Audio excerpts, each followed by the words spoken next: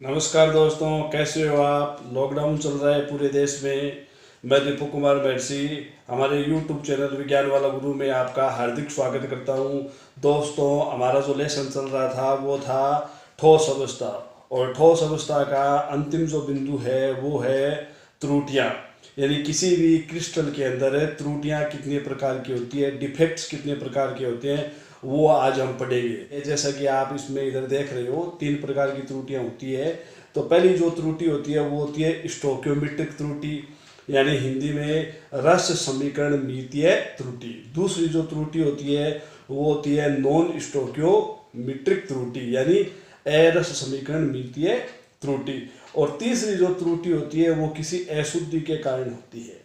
अब पहला यहाँ पे शब्द है स्टोक्योमेट्रिक त्रुटि। स्टोक्योमेट्रिक का मतलब क्या हुआ, यानी ऐसी त्रुटि जिसमें किसी क्रिस्टल जालक के मूलानुपाती सूत्र में किसी भी प्रकार का कोई परिवर्तन नहीं होता है, उस त्रुटि को हमें क्या कहते हैं, स्टोक्योमेट्रिक त्रुटि कहते हैं। यानी जालक जो आयनिक यौगिक है उसका जो जालक है, उस जालक में उस त्रुटि के कारण उसके मूलानुपाती सूत्र में किसी भी प्रकार का कोई परिवर्तन नहीं आता है। इस प्रकार की त्रुटि को हम कहते हैं स्टोक्योमेट्रिक त्रुटि। और नॉन स्टोक्योमेट्रिक त्रुटि में क्या होता है, उसके मूलानुपाती सूत्र में अव्यवस्था उत्पन्न हो जाती है उस त्रुटि के कारण। इस प्रकार की जो त्रुटि होती है उसे हम कहते हैं अरस समीकरण मितीय त्रुटि।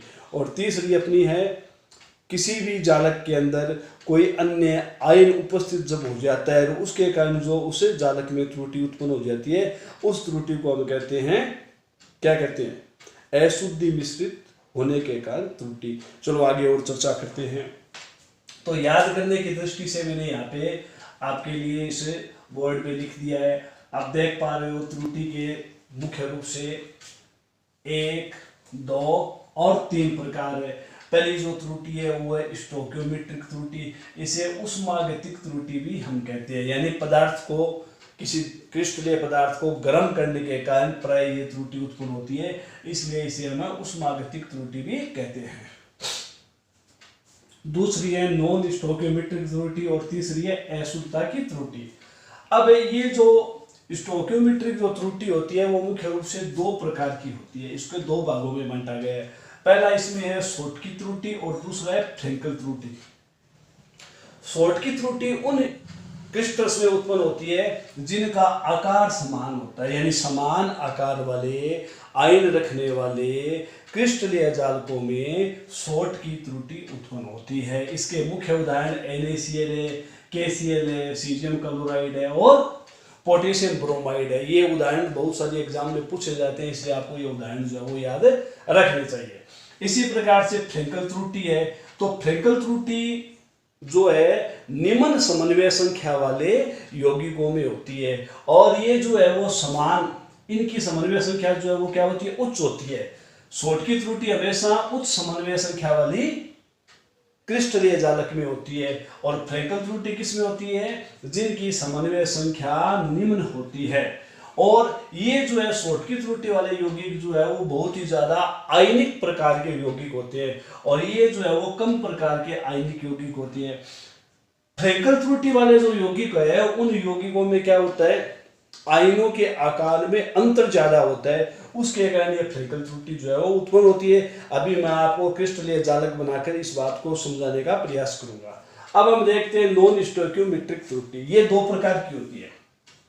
पहली, किसी भी जालक में धातु का अगर आयन ज्यादा हो जाए तो उसके कारण जो त्रुटि उत्पन्न होती है, एक वो। और दूसरी त्रुटि वो अधातु का आयन अगर बढ़ जाता है उसके कारण जो त्रुटि उत्पन्न होती है वो। तो आपको बात समझ में आ गई। नॉन स्टोक्योमेट्रिक त्रुटि 2 कारणों से होती है।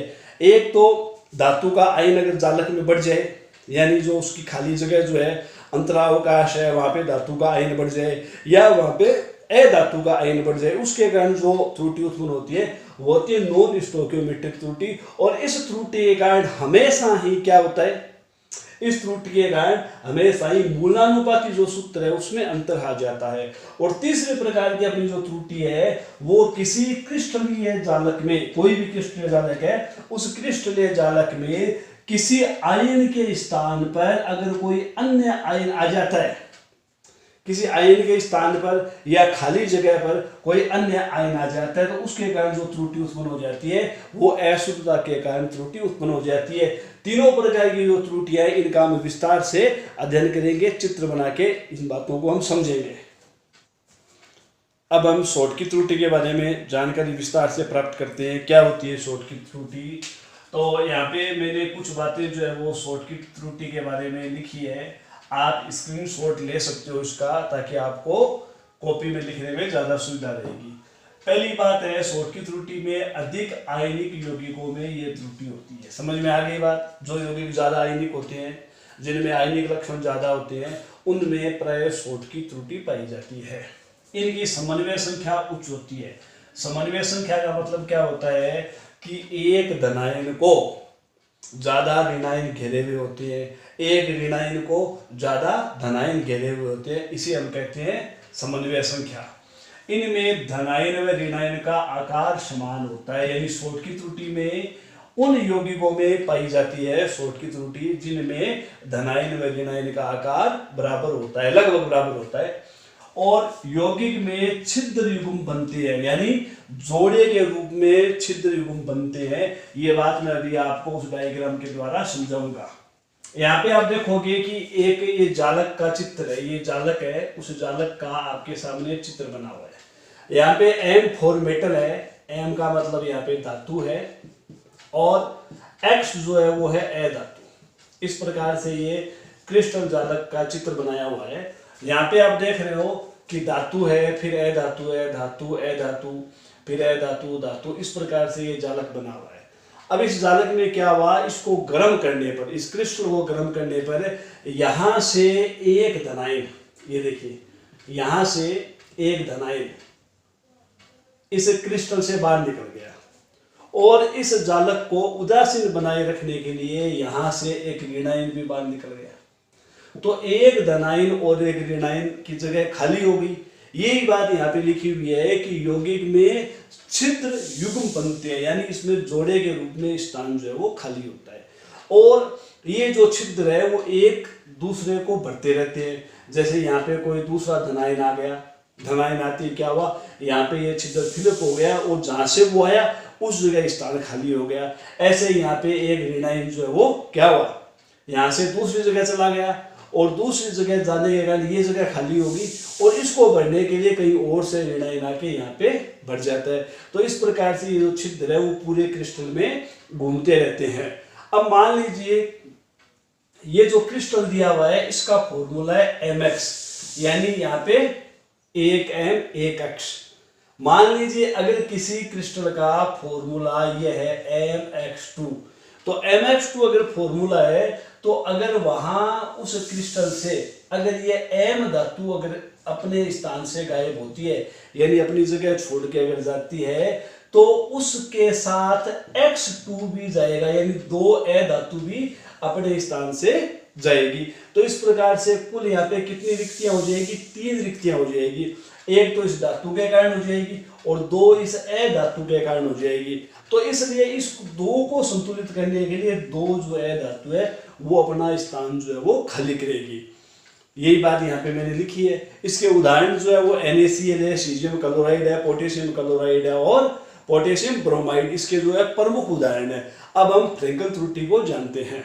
तो फ्रेंकल त्रुटि उन यौगिकों में होती है जिनकी समन्वय संख्या निम्न होती है। अभी मैंने समन्वय संख्या आपको बताई थी, और इसमें धनायन व ऋणायन के आकार में ज़्यादा अंतर होता है, यानी धनायन ज़्यादा छोटा होता है, ऋणायन ज़्यादा बड़ा होता है, तब इस प्रकार की त्रुटि उत्पन्न होने की संभावना रहती है। इसमें घनत्व में परिवर्तन नहीं होता। जब यह त्रुटि उत्पन्न होती है, फ्रेंकल त्रुटि उत्पन्न होती है, तो घनत्व में अंतर नहीं होता। जबकि शॉर्ट की त्रुटि में क्या होता है, घनत्व कम हो जाता है। कम क्यों हो जाता है? क्योंकि जालक में से एक धनायन एक ऋणायन जो है बाहर जाने के कारण उसका घनत्व जो है अपेक्षाकृत कम हो जाता है।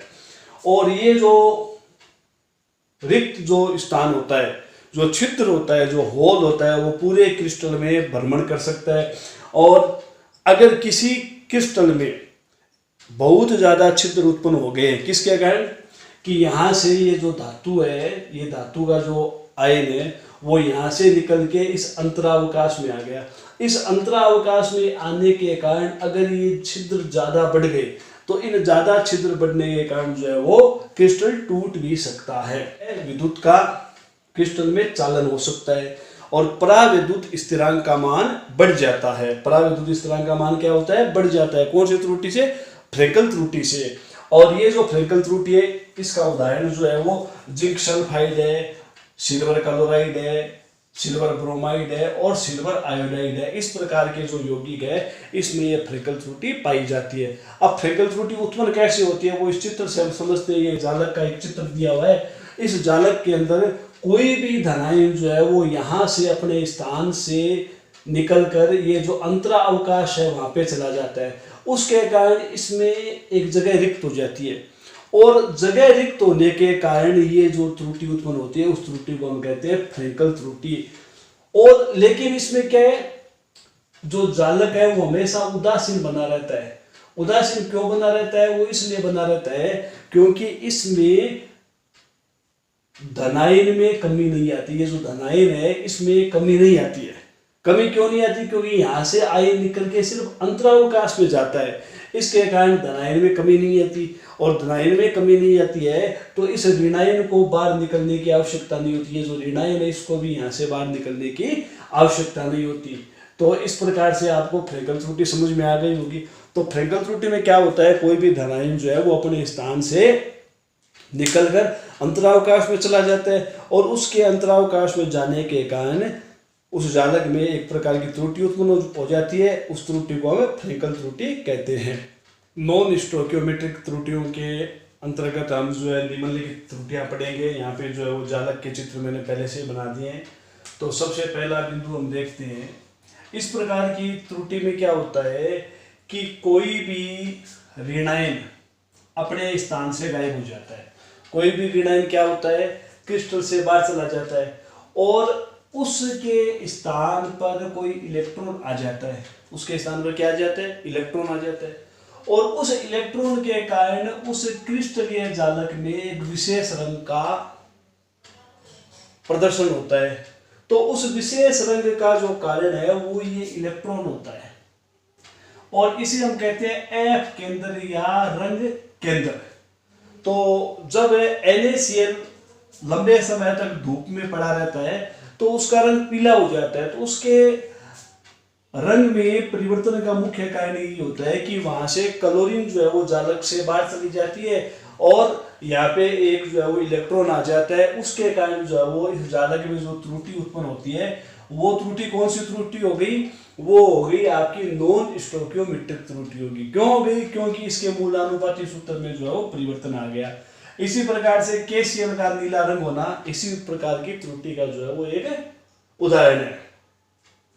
अब दूसरा जो उदाहरण है वो है अंतरावकाश में धनायन का आ जाना। किसी भी क्रिस्टल जालक के निर्माण में अगर अंतरावकाश में कोई धनायन आ जाए और इसके धन भाग को संतुलित करने के लिए उस जालक में उसके अंतरावकाश में कोई अगर इलेक्ट्रॉन आ जाता है तो इस प्रकार के जालक की जो त्रुटि हो जाती है उसे हम कहते हैं, क्या कहते हैं? उसे हम कहते हैं नॉन स्टोइकियोमेट्रिक त्रुटि। और इसका सबसे अच्छा उदाहरण होता है जिंक ऑक्साइड। जिंक ऑक्साइड में इस प्रकार की त्रुटि पाई जाती है। यानी जिंक ऑक्साइड को जब हम गर्म करते हैं तो क्या होता है, एक जो जिंक का आयन है वो अंतरावकाश में आ जाता है और उसे संतुलित करने के लिए एक अंतरावकाश में एक अन्य इलेक्ट्रॉन आ जाता है। तो इस प्रकार से जिंक ऑक्साइड में नॉन स्टोइकियोमेट्रिक त्रुटि पाई जाती है। और इसी क्रम में जो तीसरी त्रुटि है वो उन यौगिकों के क्रिस्टलों में पाई जाती है जिनमें डी ब्लॉक के आयन्स होते हैं। तो इस प्रकार की त्रुटि में क्या होता है, जब जालक का जब निर्माण होता है तो उसमें कोई धनायन अपने स्थान से गायब हो जाता है। यानी कोई धनायन जो है वो जालक से बाहर चला जाता है। तो उस धनायन की वैलेंसी को संतुलित करने के लिए अन्य धनायन जो है वो अपनी ऑक्सीकरण अवस्था में परिवर्तन कर लेता है। तो इस प्रकार की त्रुटि उत्पन्न होती है। तो इस प्रकार की त्रुटि को हम कहते हैं धनायन का रिक्त स्थान होने के कारण उत्पन्न होने वाली त्रुटि। जैसे आप जानते हो कॉपर की 2 संयोजकता होती है, इसी प्रकार से फेरस की भी 2 संयोजकता होती है। तो यहाँ से जो तत्व अपना स्थान छोड़ता है उसकी संयोजकता को संतुलित करने के लिए उस जालक में अन्य कोई धनायन अपनी संयोजकता में परिवर्तन कर लेता है। इस प्रकार से ये जो है वो नॉन स्टोइकियोमेट्रिक त्रुटि उत्पन्न होती है। इसी प्रकार से तीसरी त्रुटि के बाद चौथी जो त्रुटि है वो अपनी है कि अगर किसी क्रिस्टल जालक के अंतरा अवकाश में कोई ऋणायन आ जाए और उस ऋणायन की वैलेंसी को संतुलित करने के लिए अगर उस जालक का कोई धनायन अपनी ऑक्सीकरण अवस्था में परिवर्तन कर दे तो उसके कारण उत्पन्न होने वाली जो त्रुटि है उसे हम नॉन स्टोइकियोमेट्रिक त्रुटि कहते हैं। और उसी का एक प्रकार है क्योंकि यहाँ पे इसके मूलानुपाती सूत्र में परिवर्तन हो गया है। तो ये जो त्रुटि है वो ऋणायन के कारण उत्पन्न होती है। जैसे यहाँ पे एक ऋणायन आ गया और सारे जो इसमें धनायन वो क्या M+ है, तो इस ऋणायन की माइनस जो है इसका जो ऋणावेश भाग है उसको संतुलित करने के लिए एक जो M है वो क्या करेगा, अपनी संयोजकता में परिवर्तन कर लेगा, अपनी ऑक्सीकरण अवस्था में परिवर्तन कर लेगा। यहाँ पे ऑक्सीकरण अवस्था में परिवर्तन इसलिए करेगा क्योंकि यहाँ से एक धनायन जो है वो बाहर चला गया है, तो उसके धनावेश की पूर्ति हेतु एक जो धातु है वो अपनी ऑक्सीकरण अवस्था को बढ़ा लेगा। इस प्रकार की त्रुटि में मैंने क्या बताया, इस प्रकार की त्रुटि में मैंने बताया कि जब जालक का जब निर्माण होता है तो उस निर्माण में यहाँ पे कोई धनावेश आ जाता है, उस धनावेश को संतुलित करने के लिए, उस धातु आयन के आवेश को संतुलित करने के लिए उसके अंतरावकाश में एक इलेक्ट्रॉन और आ जाता है। तो इस प्रकार की जो त्रुटि है वो जिंक ऑक्साइड के अंदर उत्पन्न होती है।